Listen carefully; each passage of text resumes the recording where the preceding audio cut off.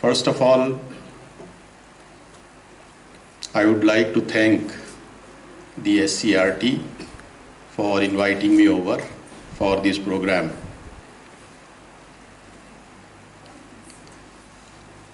Education is a subject that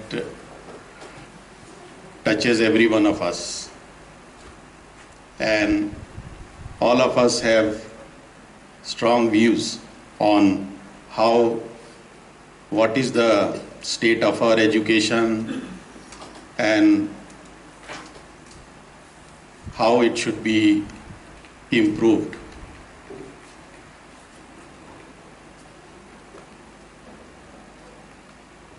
There are maybe things which we are not satisfied about.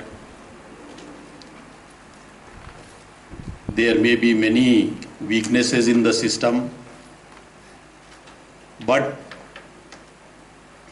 it is also true that a lot of good work is also happening in our state as well as at the level of the entire country.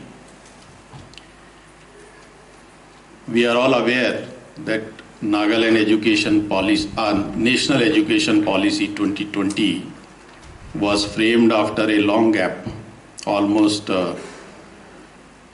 34 years. Our last policy was in 1986. And after the policy of 1986, the program of action to implement that policy came in 1992. So after announcement of the policy, we actually came up with a program of action after 6 years. But this time, the National Education Policy 2020 was announced in 2020. It was finalized after a very, very exhaustive process of consultation, deliberations, discussions from the grassroots as well as with experts, not only at the national level but at the international level. And that has given us a new policy. I'm sure you must have read it. As can be seen from the policy, it is actually a paradigm shift in our education system. Some of the features of the policy have been highlighted by Ms. Cavillano.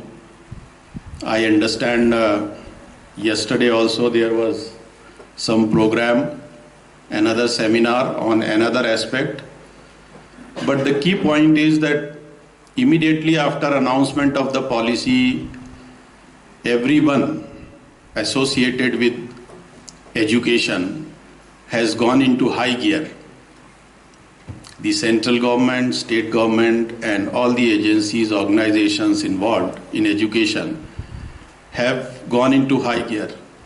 After the policy was announced, there has been a series of deliberations, discussions. Even during the peak of COVID period, these consultations were going on as to how we translate the policy into action. A lot of work has been done even at the school level education as well as higher education. And in the Ministry of Education, we have two departments, the Department of Higher Education and the Department of School Education. And both the departments have led from the front.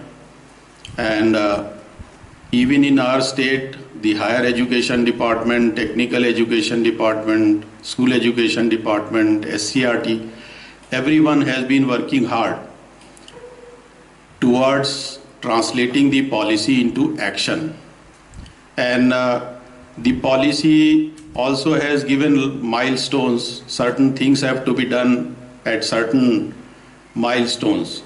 So everyone is trying to achieve those milestones within the deadlines.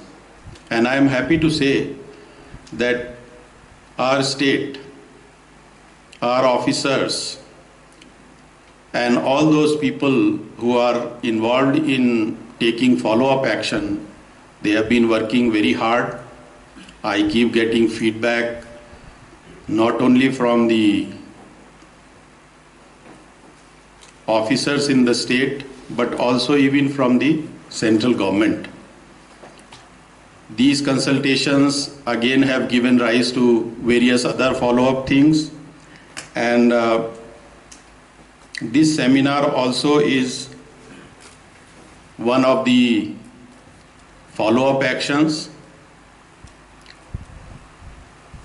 The key thing particularly about school education, the key challenge that we have is how do we transact knowledge?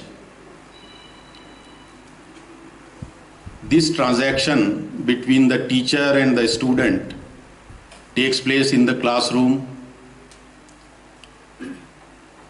How best can it be done?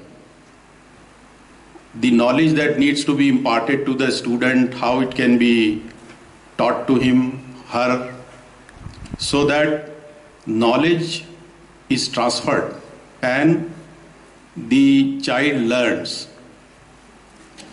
This has impact on the learning outcomes, and we all know in many places we are not happy with the learning outcomes. The learning outcomes sometimes get reflected in your examinations, sometimes they get reflected in the internal assessments that you do, and sometimes they get reflected in the surveys that you do. So all these things are going on.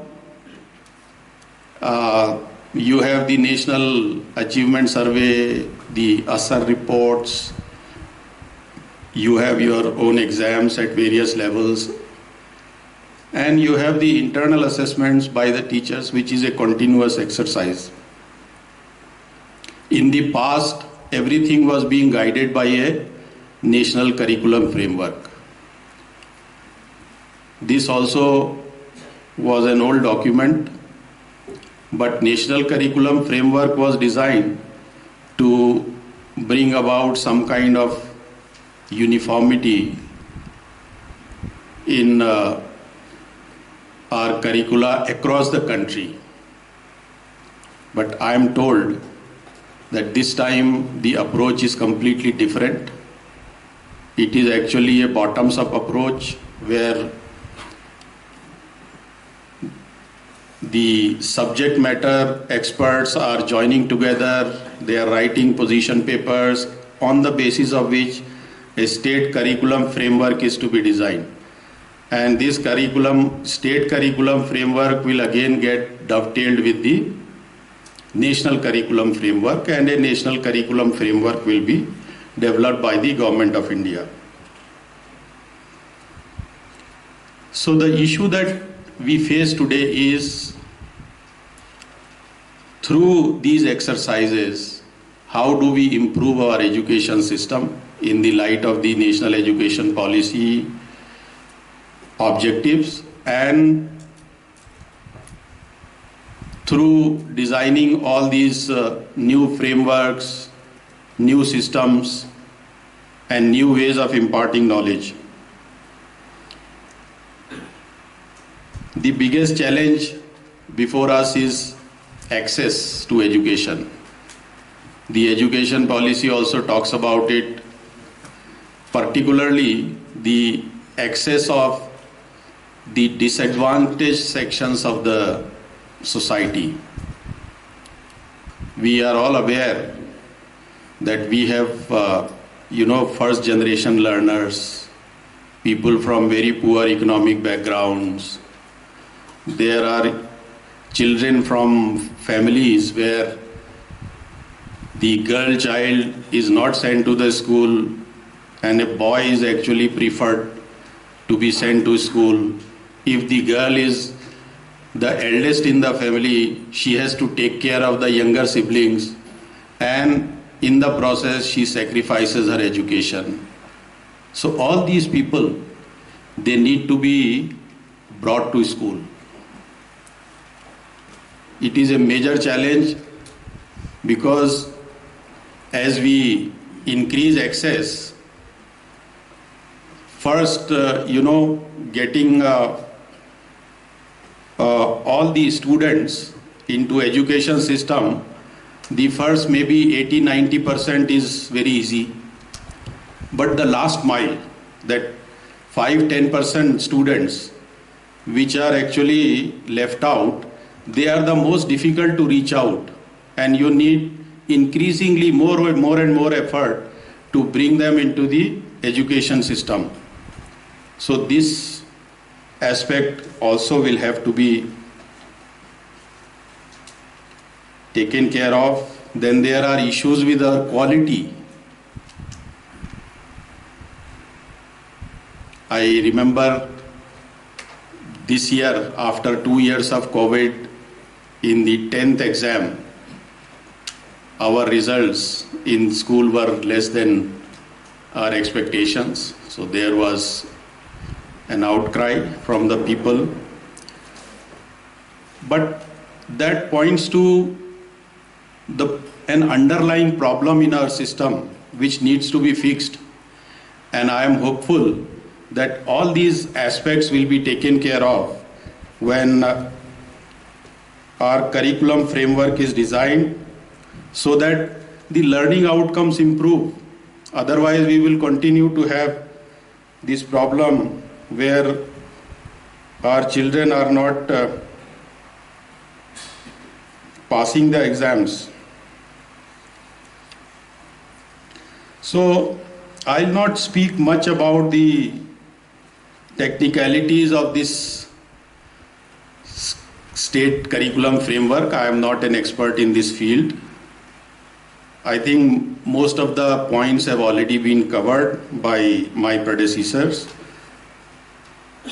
But one thing I know, that developing a curriculum framework is a very, very tedious and meticulous exercise. It requires a lot of diligence, lot of hard work, and all those experts who are involved in developing position papers, for example, they work really hard because it is a very, very scholarly exercise and it cannot be done by everyone.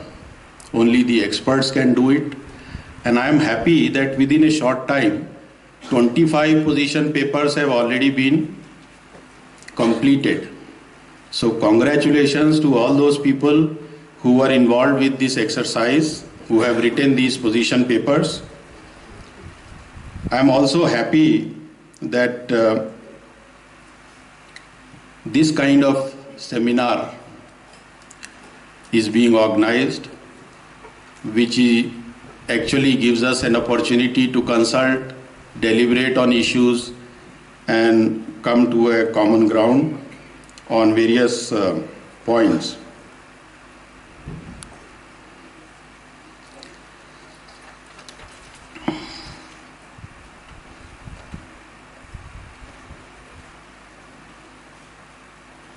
So that's about all. My best wishes to all of you for developing a very comprehensive state curriculum framework which will make a real contribution in improving the learning outcomes for our schools, in improving the quality of education, in making our children better citizens, in imparting the right values in them, and in imparting the right knowledge to them. These are perhaps the broad objectives on which the state curriculum will be based. The school education or the higher education, for both of them actually the national education policy is the guide, and under that, when the state curriculum framework is designed, I am sure it will fulfill our requirements and it will be of very high quality. So with these very few words, I once again congratulate the SCRT for organizing this seminar, and I also congratulate all the participants for attending this very important program and also participating in developing the state curriculum framework. So thank you very much, and this is only the inaugural session. You will be having, I think, the technical sessions after this, which will be a more scholarly exercise, I think. So all the very best to you, and my best wishes to all of you for a very, very fruitful and intensive deliberation on this very important subject. Thank you very much.